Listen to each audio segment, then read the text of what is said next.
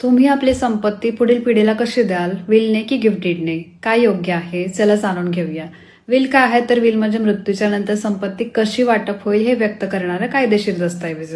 तुम्ही इच्छेनुसार कोणाला काहीही देऊ शकता आणि BNSS 2023 मध्ये death certificates and digital registration वापरून विल सुलभ केली जाऊ शकते.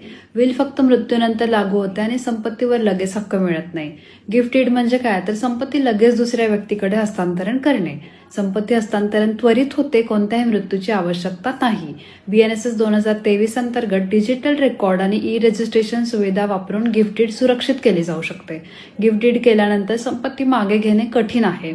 या दोन्हीमधला मुख्य फरक काय आहे तर विल मृत्यूनंतर लागू होते, बदल शक्य.